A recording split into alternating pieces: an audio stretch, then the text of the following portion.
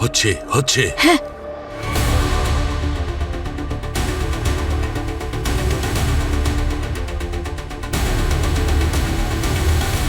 Yes ইয়া ইয়া yes.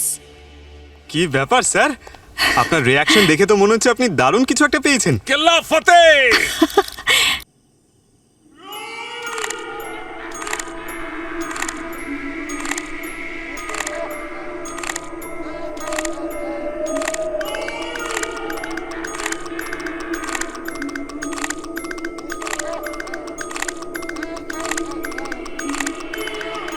কে ওখানে?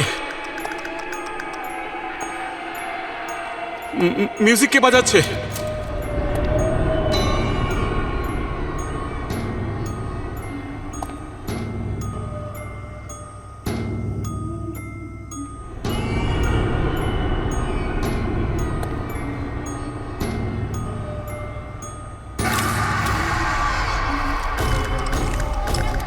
কে ওখানে?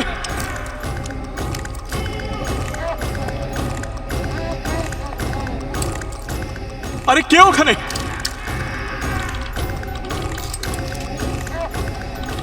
কে?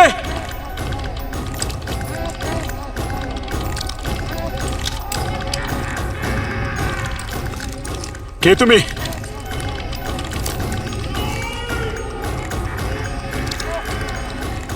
কে তুমি?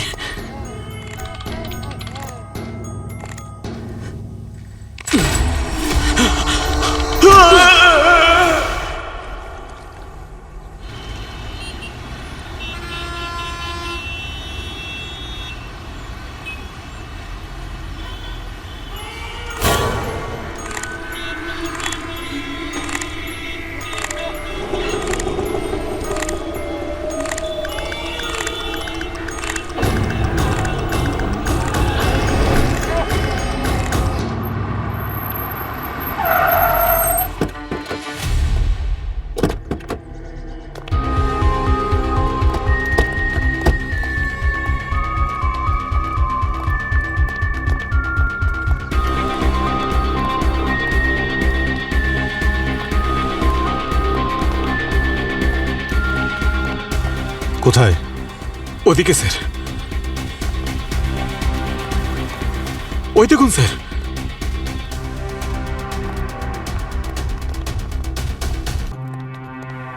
মাই গড,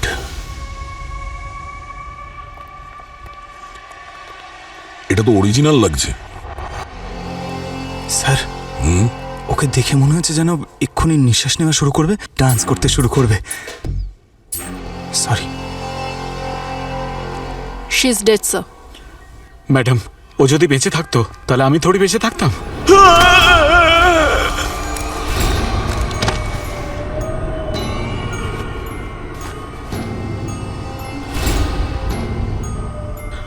বাঁচাও বাঁচাও বাঁচাও, লাশ লাশ। ওই সময়ে বেঁচে ছিল? হতে পারে। কিন্তু স্যার ওকে কিভাবে মারা হয়েছে? ওর শরীরে কোনো আঘাত বা ক্ষতর চিহ্ন তো দেখছি না। যেই এটা করেছে অনেক ডিটেলে কাজটা করেছে। পুরো শরীর পেইন্ট দিয়ে ঢেকে রাখা, যদি কোথাও লেগেও থাকে সেটা দেখতে পাওয়া সম্ভব না। বডিটাকে এই যে কাঠের পিলারটা এর সঙ্গে বেঁধেছে যাতে ওর বডিটা সোজা থাকে, আর এই দড়িগুলো যা দিয়ে হাত আর পাটা বাঁধা আছে সেটাকে এই মেকানিজমের সঙ্গে অ্যাটাচ করেছে। তার মানে এই মেয়েটা বেঁচে ছিল না, এই মেকানিজমের জন্য ওর বডি মুভমেন্ট হচ্ছিল, আর সিকিউরিটি গার্ড ভেবেছিল যে মেয়েটা বেঁচে আছে। আর এই হাতগুলো দেখো, জয়েন্টে এই নাট বোল্ট আর এই ক্ল্যাম্পগুলো দেখো। কিন্তু কাঠের পুতুলই কেন? কেউ একে মেরে কাঠের পুতুল বানিয়ে এভাবে ঝুলিয়ে দিয়েছে। কেউ এত কষ্ট কেন করবে?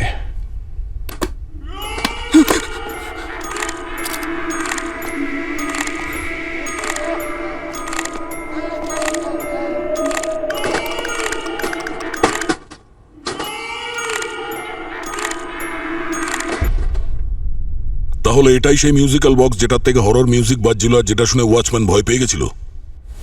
তার মানে হলো খুনি শুধু খুনি করতে চায়নি, কোনো স্টেটমেন্টও দিচ্ছে।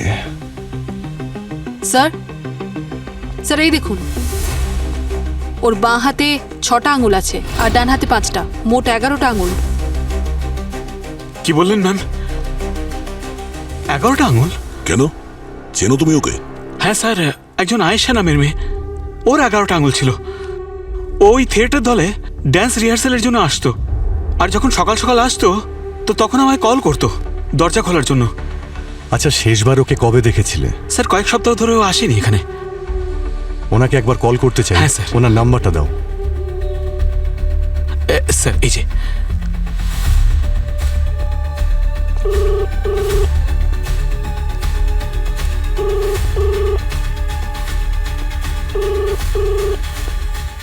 রিং হচ্ছে কিন্তু ফোন তুলছে না।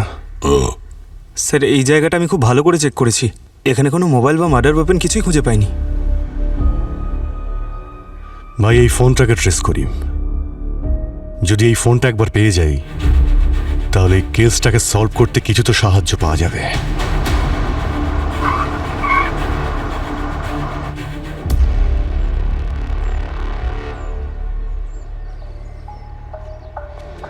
লোকেশন তো এই ক্যাফেরই দেখাচ্ছে স্যার। কল করো। রিং হচ্ছে।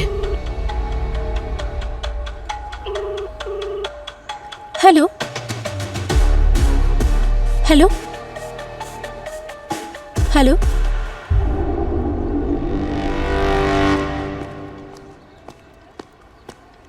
আয়েশার ফোন তোমার কাছে কেন? আপনারা কারা? সিআইডি। সিআইডি? হ্যাঁ, আয়েশাকে মার্ডার করা হয়েছে। আয়েশার মার্ডার হয়েছে? কিন্তু কিন্তু ও তো ওর বয়ফ্রেন্ডের সাথে গোয়া গেছিল। তুমি এটা বলো যে আয়েশার ফোন তুমি কেন ইউজ করছো? স্যার ওই বলেছিল যদি ওর মা ফোন করে তাহলে তাহলে আমি আমি যেন আয়েশা হয়ে ওর মায়ের সাথে কথা বলি। আয়েশা হয়ে কথা বলবে? কিভাবে? আসলে আমি একজন মিমিক্রি আর্টিস্ট, আমি আয়েশার ভয়েস খুব ভালো নকল করতে পারি। তাই ও বলেছিল যদি ওর বাড়ি থেকে কেউ ফোন করে তাহলে আমি যেন আয়েশা হয়ে কথা বলি, যাতে ওরা সন্দেহ না করে। ভীষণ প্রিয় বন্ধু মনে হচ্ছে স্যার, সেই জন্য। আয়েশার বয়ফ্রেন্ডকে চেনো তুমি? না, শুধু শুধু নামটা জানি, অবিনাশ। আয়েশার ওর সাথে একটা থিয়েটার গ্রুপে পরিচয় হয়েছিল। অবিনাশ?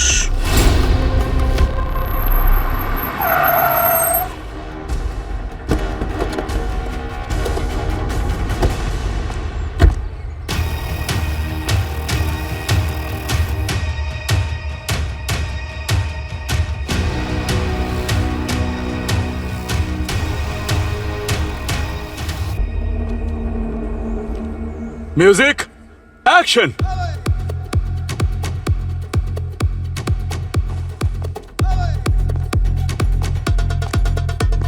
কাট cut cut cut cut cut cut. কি করছিস অবিনাশ? স্টেপ তো অন্তত রিদমে ফেল রে ভাই। অবিনাশ, 1 মিনিট।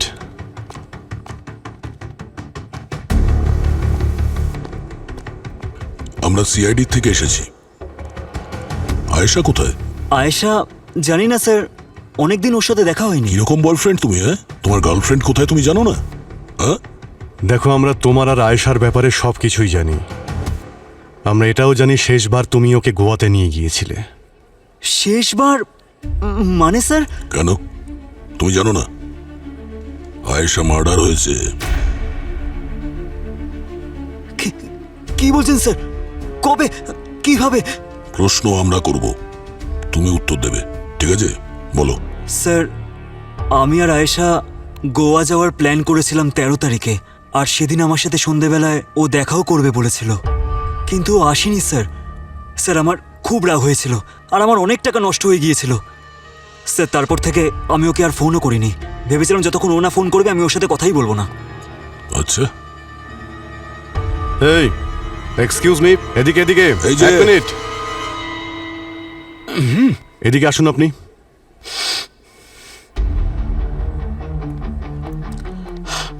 হ্যাঁ স্যার। কোথায় যাচ্ছিলেন আপনি? হ্যাঁ, কোথাও না স্যার, এই কোনো প্রবলেম আছে নাকি? সিআইডি কে দেখে একটু ভয় পেয়ে গেছিলাম স্যার। কেন, কিছু করেছেন আপনি? আচ্ছা, কে আপনি? স্যার উনি কৈলাস স্যার, এই থিয়েটারের ডাইরেক্টর। ঠিক আছে, ভবিষ্যতেও তোমাদের কাছে জিজ্ঞাসা করা হতে পারে, তাই আমাদের পারমিশন ছাড়া কেউ শহর ছেড়ে বাইরে যাবে না, ঠিক আছে? ঠিক আছে স্যার।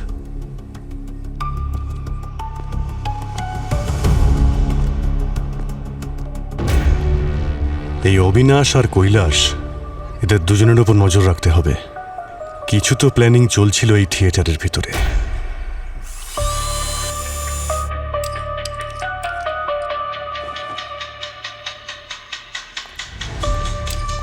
হ্যাঁ শাহরুখে, এই কাঠের পুতুলের ব্যাপারে আসল রহস্যের কিছু পেয়েছো? হ্যাঁ, কেন পাবো না ভাই? জ্ঞানী গুণী লোকেরা এসেছেন, মুখ দেখাতে হবে তো ভাই। আরে কি স্যার, মুখ দেখার নিয়ম তো বিয়েতে হয়, এখানে কেন হবে? পঙ্কজ,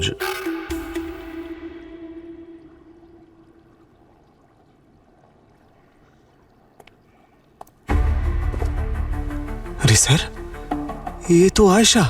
যার খুন হয়েছে মুখটা তো তারই হবে, তাই না পঙ্কজ?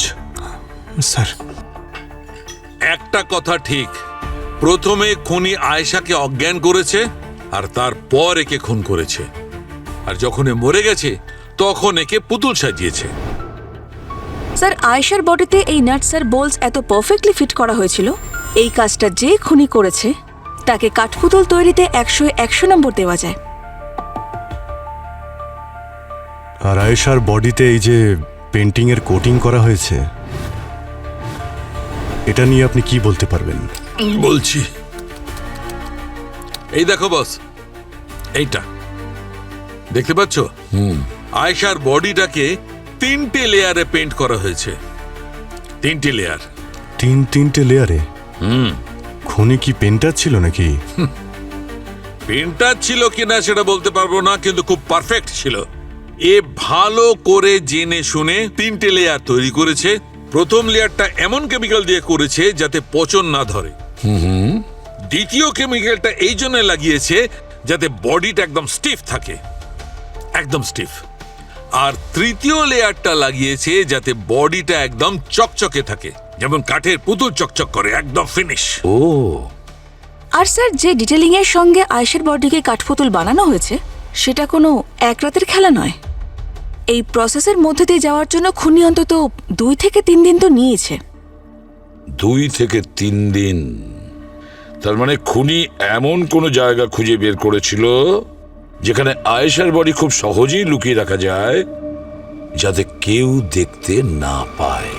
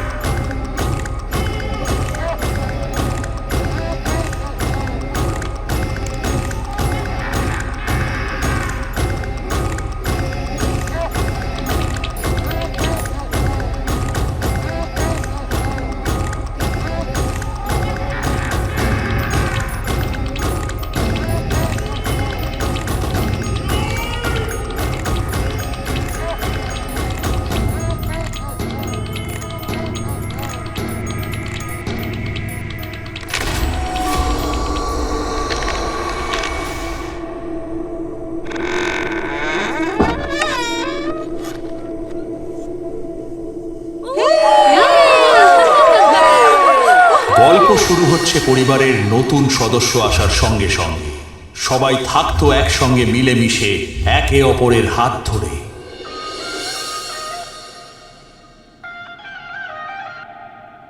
তারপর সময় পাল্টে গেল, ভাগ্যেরও পরিবর্তন হলো। ধীরে ধীরে আপন মানুষেরাই শত্রু হয়ে গেল।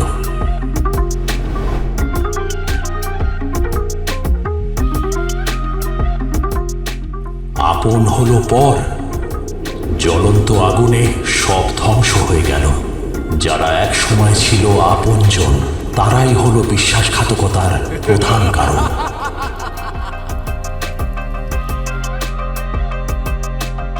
সব পুড়ে হলো ছাই, ছাই, ছাই।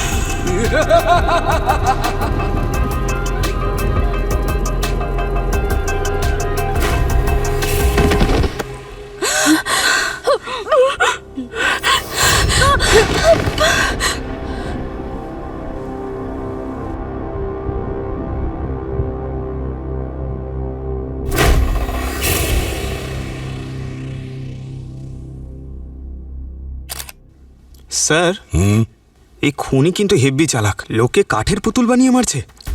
চালাক নয় পঙ্কজ, কোনো পাগল নিশ্চয়ই, মেন্টাল।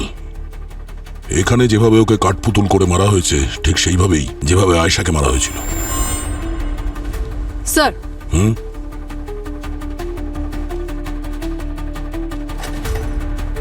বলো। স্যার, ওরা বডিকে সবার প্রথমে দেখেছে। প্রথম থেকে বলো কি হয়েছিল এখানে। স্যার, আমরা সবাই এখানে পারফরমেন্স করছিলাম আর এখানে ফেক আগুন লাগার কথা ছিল, কিন্তু ক্লাইম্যাক্সের এটাই পার্ট ছিল যে প্রফেসর এখানে দাঁড়িয়ে থাকবেন শুধু, কিন্তু উনি সাডেনলি পড়ে গেলেন। তারপরে দেখলাম উনি মারা গেছেন। স্যার, এগুলো সব কুমার স্যারেরই প্ল্যান ছিল আর আমরা অনেক দিন ধরে প্র্যাকটিস করছিলাম। একই ধরনের মার্ডার, ঠিক একই রকমের পারফেকশন, 100% কোনো সিরিয়াল কিলারেরই কাজ। একটা গান কোরিওগ্রাফ হচ্ছে না, কালকেই পারফরমেন্স।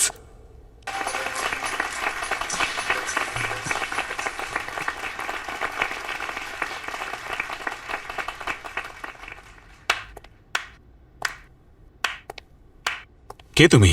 কি নাম তোমার? আমার নাম কাবিয়া, আমি একজন ডান্সার। আমি আপনার আর আপনার এই থিয়েটার গ্রুপের ব্যাপারে অনেক শুনেছি। আমি অনেক চেষ্টা করেছি আপনার এই গ্রুপ জয়েন করার, কিন্তু স্যার আমি অনেক চেষ্টা করেও আপনার কাছে অবধি পৌঁছতেই পারিনি। স্যার, আমি শুধু আপনার কাছে ডান্স শিখতে চাই, আমাকে শুধু একটা সুযোগ দিন। আমি কথা দিচ্ছি আপনাকে হতাশ করব না। ঠিক আছে ঠিক আছে ঠিক আছে, তুমি আমাদের গ্রুপ জয়েন করতে পারো। Thank you sir, thank you so much. ঠিক আছে, কিন্তু মনে রেখো তোমাকে এখনো অনেক প্র্যাকটিস করতে হবে। হ্যাঁ স্যার।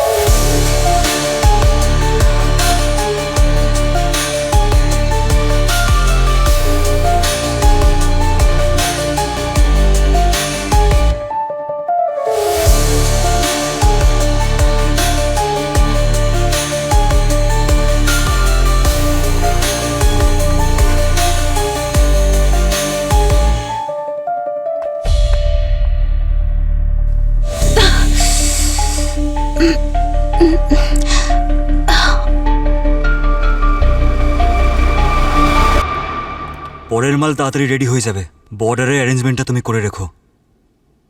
চল।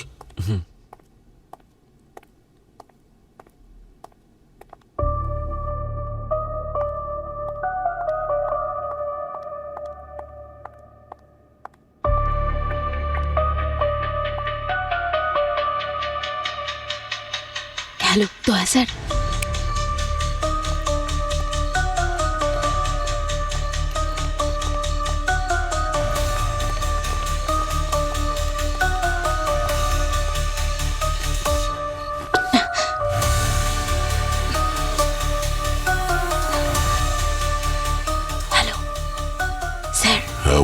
কৈলাস আর অবিনাশ এক্ষুনি কৈলাসের অফিস থেকে কোথাও একটা বের হলো। অফিসের ভেতরে গিয়ে খুব ভালো করে তল্লাশি করো, হয়তো আমাদের কোনো কাজের জিনিস ওখানে পেয়ে যেতে পারো। Right sir.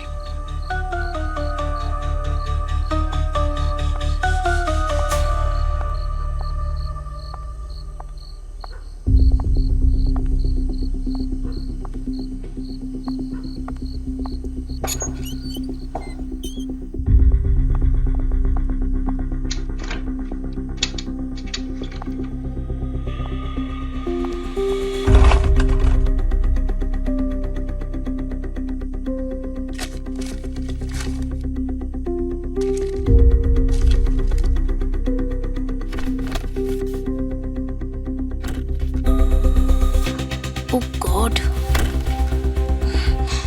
হ্যালো স্যার, এখানে তো বিভিন্ন দেশের অনেকগুলো ফেক পাসপোর্ট পড়ে আছে। আর হ্যাঁ স্যার, কিছু লোকের নামের লিস্টও আছে যাদের বিভিন্ন দেশে ইল্লিগাল ভাবে পাচার করা হয়েছে। অবনি, ওই সমস্ত ডকুমেন্টসের ছবিগুলো তুলে নাও আর যত তাড়াতাড়ি সম্ভব ওখান থেকে বেরিয়ে এসো। Yes sir.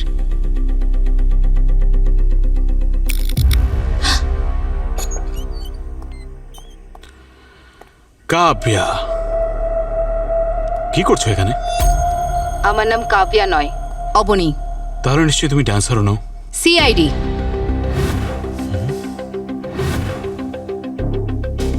ও, তাহলে তুমি সে সব কিছু দেখে নিয়েছো যেগুলো তোমার দেখা একদমই উচিত ছিল না। আর আমরা এখন এটাই চাই, যেটা তুমি এখন দেখেছো সেটা যেন বাইরের লোক জানতে না পারে। এই ভুলটা একদম করো না, আরো প্রবলেমে পড়বে। গান নিচে, গান নিচে। তোমাদের দুজনকে যেদিন দেখেছিলাম সেদিনই বুঝে গেছিলাম এখানে নাটক কোম্পানির আড়ালে অন্য কোনো ড্রামা চলছে। হ্যাঁ,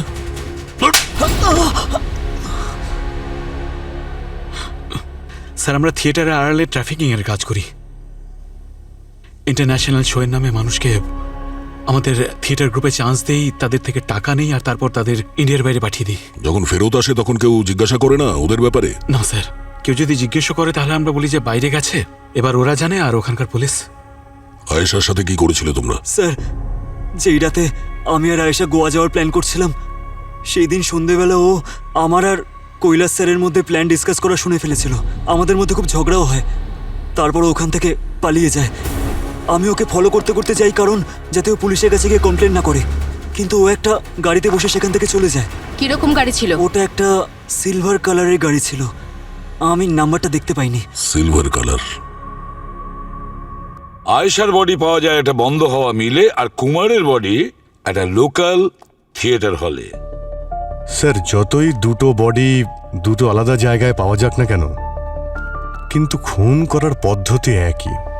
কিন্তু অভিজিৎ, আয়েশা আর কুমারের মধ্যে একটা মিল আছে, সেটা হলো ওরা আর্টিস্ট। আয়েশা একজন ডান্সার আর কুমার একজন সূত্রধর, মানে স্টোরি টেলার। স্যার, এটা কোনো সিরিয়াল কিলিং এর কেস নয় তো, যেখানে খুনি পারফর্মারদের টার্গেট করছে আর তারপর ওদের কাঠের পুতুল করে দিচ্ছে? হ্যাঁ, কিন্তু খুন করার পরে কাঠের পুতুলি কেন বানাচ্ছে ডেড বডিগুলোকে, এটাই তো বুঝতে পারছি না। স্যার, স্যার, আয়েশা আর কুমারের মধ্যে একটা কমন লিঙ্ক পেয়েছি। কি? স্যার, গত মাসে ন্যাশনাল পারফরমেন্স আর্ট অ্যাসোসিয়েশনে একটা অ্যাওয়ার্ড ফাংশন হয়েছিল, যেখানে আর্টিস্টদের অ্যাওয়ার্ড দেওয়া হয়েছিল। সেখানে এরা দুজন অ্যাওয়ার্ড পেয়েছিল। আর এই ফাংশনটা কে অর্গানাইজ করেছিল? মিসেস করিশ্মা নামের কেউ। করিশ্মা? স্যার, হ্যাঁ। আয়েশা যে গাড়িতে বসেছিল তার ডিটেলস পাওয়া গেছে। ওটা কোনো ক্যাব নয়, বরং একটা প্রাইভেট কার। এগুলো হচ্ছে তার পেপারস। এই কার কোনো মহেশের নামে রেজিস্টার আছে। তো তাই স্যার, আমি ওই মহেশের বাড়িতে গিয়েছিলাম, কিন্তু এখন সেই বাড়িতে আর কেউ থাকে না। একটা কাজ করো, ওর ব্যাপারে ডিটেলসে খোঁজ নাও। ও কে, কোথায় থাকে, কি করে। ওকে, তাড়াতাড়ি। Yes sir. আর অভিজিৎ, খোঁজ নাও করিশ্মা এই আয়েশা আর কুমারের ব্যাপারে কি কি জানে। এই জিনিসটাকে বাঁ দিকে রাখো, হ্যাঁ, সাইড করে। Rahul, make it perfect. Welcome team CID. আমি তো আশা করছিলামই যে আজ না হলেও কাল টিম সিআইডি আমার এই জগতে ঠিক পদার্পণ করবেন। আপনার রিসেন্ট কেসটা কিন্তু বেশ শোরগোল ফেলে দিয়েছে আমাদের এই আর্টিস্টিক গ্রুপে। একজন মানুষের ফিলিংসকে কাট, তার সাথে জড়িত দড়ির সংযোগ ঘটানো, এটা নিশ্চয়ই কোনো শিল্পীই পারেন, যেমন আপনাদের সেই খুনি। অনেক কিছু জানেন মনে হচ্ছে আপনি খুনির ব্যাপারে, মিস করিশ্মা। এত ফর্মালিটিস কিসের? আমাকে শুধু করিশ্মা বলুন। আর হ্যাঁ, আমাদের সার্কেলে যখন কোনো নতুন ডেভেলপমেন্ট হয় সেটাকে জানা আমারই কাজ। সে যে কেউ হোক না কেন, ও শুধু মার্ডার করছে না, সে ক্রিয়েট করছে। যেমন সৃষ্টি করার আগে রচনা করা হয়। আপনি দেখেছেন যেভাবে ওই খুনি ওই দুজন ভিকটিমকে পজিশনে রেখেছিল? ওটা শুধু খুন ছিল না, কোরিওগ্রাফি ছিল। ওয়াও! আপনার কি একটু মায়া দেওয়া নেই? দুজন মারা গেছেন করিশ্মা ম্যাডাম। মারা যায়নি, অমর হয়ে গেছে। করিশ্মা দেবী, এটা বলুন যে যখন দুটো খুন হলো সেই সময় আপনি কোথায় ছিলেন? আমি আমার ফ্রেন্ডসদের সাথে ছিলাম, পার্টি করছিলাম। আপনাদের ওই খুনি, বা আমি বলতে পারি ওই আর্টিস্ট, কিছু ক্রিয়েট করছেন, হয়তো কোনো পারফরমেন্স। আপনি ওই পারফরমেন্সের ব্যাপারে বলুন যা ওই দুজন ভিকটিম অ্যাটেন্ড করেছিল। আচ্ছা, ওটা একটা ছোট প্রোগ্রাম ছিল যেখানে নতুন ট্যালেন্টেডদের ইনভাইট করা হয়েছিল অ্যাওয়ার্ড দেওয়ার জন্য, যাতে ওরা কাজের প্রতি উৎসাহিত হয়। Nothing special, you know. Nothing special. ওই দুজন ভিকটিম আপনার প্রোগ্রাম অ্যাটেন্ড করেছিল, দুজনেরই খুন হয়েছে, আর আপনি বলছেন নাথিং স্পেশাল। আমাদের ছোট্ট একটা কমিউনিটি, ইন্সপেক্টর, তাই আমাদের ইভেন্টে মানুষ আসতেই থাকে। আমরা ওই দিনের ইভেন্টের পুরো গেস্ট লিস্টটা চাই। স্যার, আমার অ্যাসিস্ট্যান্ট দিয়ে দেবে।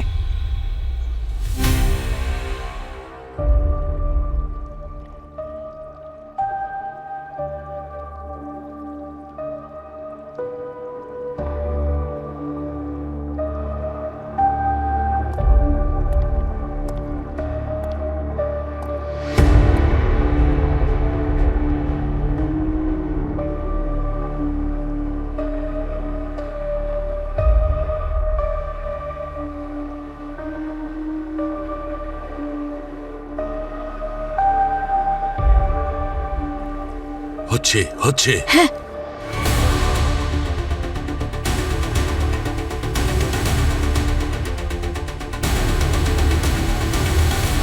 Yes! Yeah! Yeah! ইয়েস। কি ব্যাপার স্যার, আপনার রিয়াকশন দেখে তো মনে হচ্ছে আপনি দারুণ কিছু একটা পেয়েছেন। কেল্লা ফতে! মনে হচ্ছে মাথার প্রবলেমটা আবার হয়েছে। কি বললে? না কিছু না। আরে বলো না কি পেয়েছো। বলবো তো, কিন্তু কিন্তু বলবার আগে আজ একটা কথা বলো। কি? আমি ডক্টর সালুকে খুব ট্যালেন্টেড। এটা কে বললো? তুমি বলেছো? বলেনি তো। না তো, না। ঠিক তো? পয়েন্টে এসো। হ্যাঁ, পয়েন্টে আসছি। বস দেখো, যেভাবে আমি এই আয়েশার বডি থেকে কেমিক্যালগুলো সরিয়েছিলাম, ঠিক সেইভাবে আমি এই কুমারের মুখে কেমিক্যালগুলো লাগিয়েছি।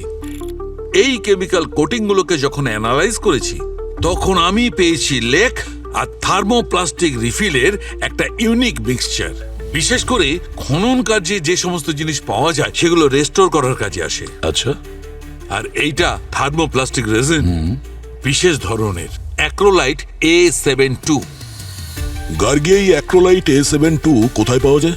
স্যার, এটা আমাদের আশেপাশের নর্মাল মার্কেটে পাওয়া যাবে না। এটা লাগলে স্পেশাল অর্ডার দিয়ে আনানো হয়। এটা একদম সেরকম যেমন নোট ছাপানোর জন্য তার পেপার কেনা। অ্যাক্রোলাইট A72। অভিজিৎ, খোঁজ নাও এটা কোথায় পাওয়া যায় আর ভেরি রিসেন্ট কে কিনেছে। আচ্ছা,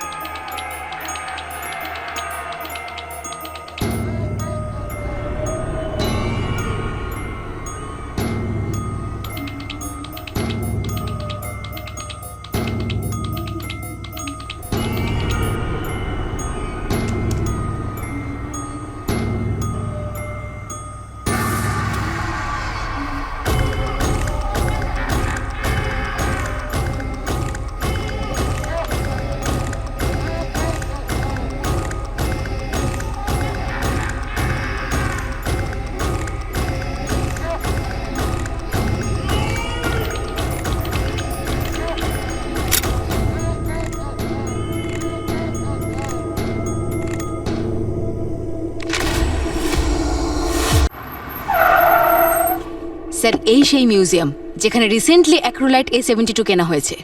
চলো দেখি। আকাঙ্ক্ষা ম্যাডাম, আকাঙ্ক্ষা ম্যাম। ম্যাডাম আকাঙ্ক্ষা, আমরা সিআইডি থেকে এসেছি। আমরা এটা জানতে চাই যে আচ্ছা ওই অ্যাক্রোলাইট A72 যে কেমিক্যালটা পাওয়া যায় ওটা কি আপনি কিনেছিলেন এর মধ্যে? হ্যাঁ। মীরা, পারচেজ রেকর্ড নিয়ে এসো। Yes ma'am. Sir. Oh thank you. Welcome. এটা খুব স্ট্যান্ডার্ড মেটেরিয়াল, আমরা সবসময় এটাই অর্ডার করি। স্যার, এতে কোম্পানির সব পারচেজ রেকর্ড আছে আর আমরা সব প্রসিডিউর মেনে চলি আর আমাদের কাছে প্রত্যেক জিনিসের রেকর্ড আছে। যতদূর আমি জানি স্যার, এই ধরনের ইম্পর্ট্যান্ট মেটেরিয়াল আর কেমিক্যাল যদি প্রপার ডকুমেন্টসের সাথে কেনা হয় তাহলে সেগুলো ইলিগাল নয়। Am I right? রাইট। আপনি শুধু এটা বলুন যে 29 jan or 1st Feb রাত্রে আপনি কোথায় ছিলেন? আমি দিল্লিতে ছিলাম, একটা সেমিনার অ্যাটেন্ড করছিলাম। আচ্ছা। মীরা, আমার ফ্লাইট টিকিটস নিয়ে এসো। Yes ma'am. স্যার। অবনী,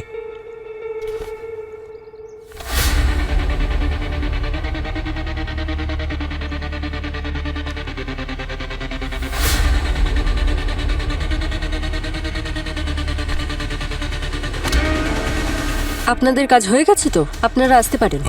ঠিক আছে, আমরা আবার আসবো যদি প্রয়োজন পড়ে। শিওর। Thank you.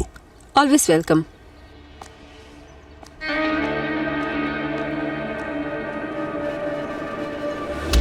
খেয়াল করলে অবনী, ওই টেবিলের ওপরে করিশ্মার ওই অ্যাওয়ার্ড ফাংশনের ছবিগুলো ছিল। ওই অ্যাওয়ার্ড ফাংশনের ইনভাইট লিস্ট তো আমি দেখেছিলাম, কিন্তু সেখানে কোথাও আকাঙ্ক্ষার নাম তো ছিল না। সেটাই তো, ডিপ্রেশনের ওষুধ, পারফেক্ট এভিডেন্স।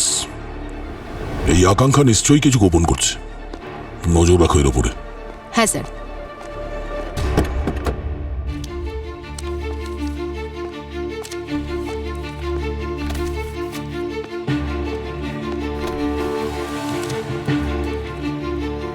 স্যার।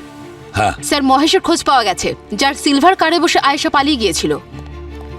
স্যার, আমি মহেশ আর কাঠের পুতুলের মধ্যে একটা কানেকশন খোঁজার চেষ্টা করছিলাম, আর এই দেখুন ওর নামের একটা আর্টিকেল পাওয়া গেছে। মুম্বাইয়ের একটা কাঠের পুতুলের থিয়েটার, যা কাঠের পুতুলের খেলার জন্য বিখ্যাত ছিল, সেখানে একটা শোয়ের সময় আগুন লাগার জন্য পরিবারের সবার মৃত্যু হয়। মৃত ব্যক্তিদের মধ্যে একজন মহেশ, একজন স্টোরি টেলার, তার মেয়ে ডান্সার আর তার স্ত্রী একজন ক্লাসিক্যাল সিঙ্গার ছিলেন। ওনাদের মেয়ে ছিল নৃত্যা, যার বয়স ছিল 8 বছর। সে ওই দুর্ঘটনার হাত থেকে বেঁচে যায়, তাকে অনাথ আশ্রমে পাঠানো হয়। Story teller. Sir, 1 minute.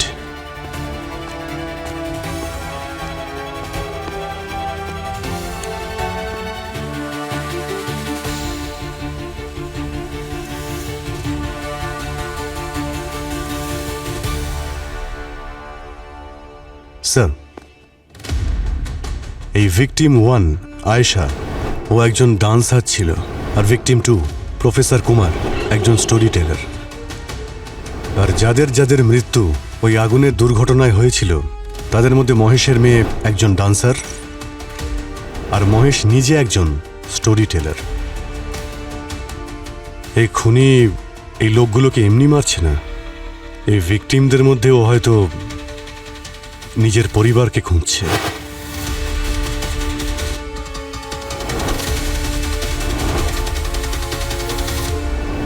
তুমি বলতে চাইছো নৃত্যা? হ্যাঁ, নৃত্যা। সেই জন্যই তো খুন করার পরে ডেড বডিগুলোকেও কাঠের পুতুল করে প্রিজার্ভ করছে।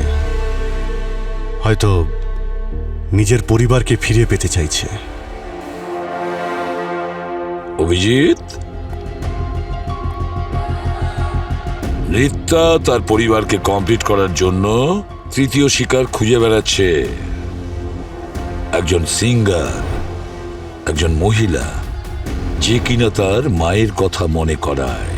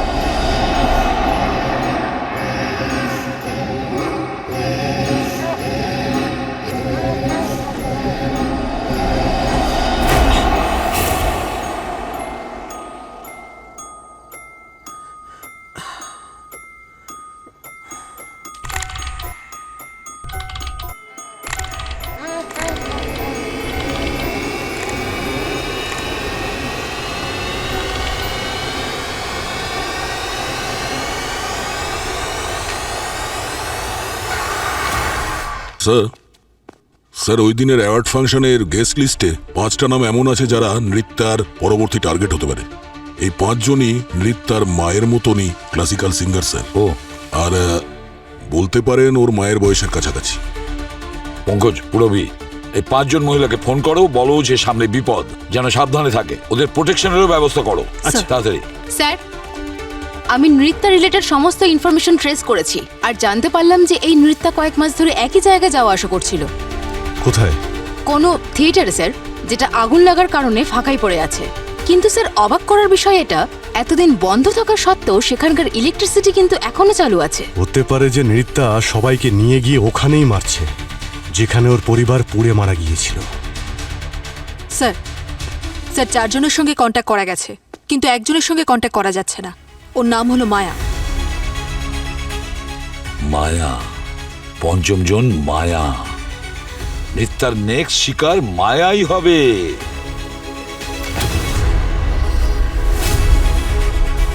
পুরবি, এই মায়ার ফোনের লোকেশন ট্র্যাক করো, জানা তো যাক ওর লোকেশনটা কোথায়। আমাদের হাতে সময় কম, তাড়াতাড়ি। স্যার, মায়াকে কাঠের পুতুল তৈরি করার আগেই এই নৃত্যার কাঠের পুতুলের খেলা শেষ করতে হবে। নৃত্যার দড়ি কেটে ফেলতে হবে।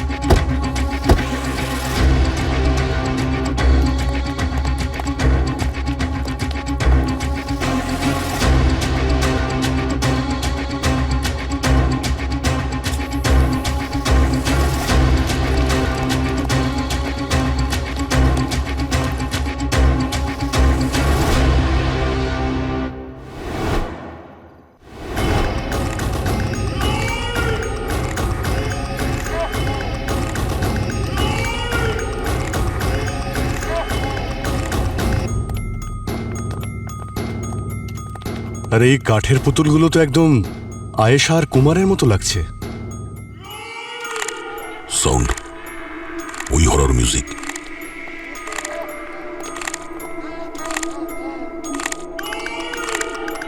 না না না না না, খুব শখ তোমার কাঠপুতুল নাচানোর। এবার তোমার দড়ি আমাদের হাতে। আমার দড়ি কেউ কাটতে পারবে না। ও মীরা ওরফে নৃত্যা। মীরা, আমার পারচেজ রিপোর্ট দেখাও। তো তুমি এই সব খুনগুলো করেছো? আপনারা এটা মার্ডার দেখছেন?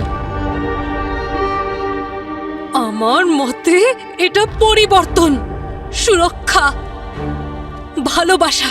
আপনারা জানেন আমার পরিবার পুড়ে মারা গিয়েছিল, আর সেদিন শুধু আমার পরিবারই মারা যায়নি, তার সাথে সাথে পুড়েছিল তাদের প্রতিভা, তাদের স্বপ্ন, সব পুড়ে ছাই হয়ে গিয়েছিল। আমার মায়ের কণ্ঠস্বর, বাবার গল্প বলা, আমার বোনের ডান্স। আপনারা কি জানেন তখন কেমন লাগে যখন নিজের কারোর সাথে যদি এরকম কিছু ঘটে? ওদের প্রতিভাই ওদের আত্মা ছিল, আর আমি সেদিনই প্রতিজ্ঞা করি ওদের ফিরিয়ে আনার, ওদের অমর করার। কিন্তু আয়েশা, কুমার আর মায়াই কেন? কারণ ওরা 3 জনেই আমার কাছে সাধারণের চেয়ে অনেক বেশি ছিল। ওদের 3 জনের কাছে সেইগুলো ছিল যেগুলো আমি হারিয়ে ফেলেছি। মায়া একদম আমার মায়ের মতন গাইতো। প্রফেসর কুমার যেভাবে গল্প শোনাতো, মনে হয়েছিল আমার বাবা ফিরে এসেছে। আয়েশা যখন ডান্স করতো, তখন মনে হতো যেন আমার বোন নাচছে। ওদের জন্যই আমি আমার পুরো পরিবারকে ফিরে পেয়েছি। ওরাও আমার পরিবারের মতোই ছিল। ওরাও ওদের পুরো জীবন শিল্পী হয়ে কাটিয়ে দিয়েছে। কিন্তু শিল্পী হওয়ারও একটা সমস্যা আছে, ওরা না দুর্বল হয়, তাড়াতাড়ি ভেঙে পড়ে আর সময়ের সাথে সাথে কোথাও হারিয়ে যায়। কিন্তু আমি এটা হতে দিতে চাইনি। আমি চাইনি যে প্রকৃতির নিয়মের মতো ওরা সাধারণভাবে মরুক। তাই আমি ওদের অমর করে দিয়েছি আমার কাঠপুতুলের মাধ্যমে। তুমি যদি ওদের অমরই করতে চেয়েছিলে তাহলে ওদের শরীরটাকে যত্ন করে রাখতে পারতে। এই কাঠপুতুলের নাটকটা কেন? আপনি এখনো বুঝতে পারলেন না? শরীর নশ্বর হয় আর শিল্প তো ঈশ্বরের দান হয়, তাই না? সেই জন্য আমি ওদের শরীরকে কাঠ, কাপড় আর রং দিয়ে একটা আর্ট পিস করে দিয়েছি। এবার আয়েশা সব সময় নাচতে থাকবে আর প্রফেসর কুমারের সব গল্প সবাই শুনতে থাকবে। আর যারাই ওনার ওই স্বরূপটা দেখেছে তারা কোনোদিন ভুলতে পারবে না। আমি না ওনার স্টেজটাকে ওনার অমর হওয়ার পথ করে দিয়েছি। এবার আপনারা নিশ্চয়ই বুঝেছেন আমি শুধু কাঠপুতুলি বানাইনি, আমি তৈরি করেছি আমার পরিবার, আমার অমর পরিবার। কাঠের পুতুল নিয়ে তোমার এই পাগলামি তোমায় কোথায় পৌঁছে দিয়েছে? তোমার পরিবারের সঙ্গে যা হয়েছিল সেটা একটা অ্যাক্সিডেন্ট ছিল, কিন্তু তুমি একজন শিল্পী হয়ে দুজন নিষ্পাপ মানুষকে খুন করেছ। অনেক বড় অপরাধ করেছো তুমি। তোমার এই পাগলামির শাস্তি তোমায় ভোগ করতেই হবে। আইন তোমায় কখনোই ক্ষমা করবে না।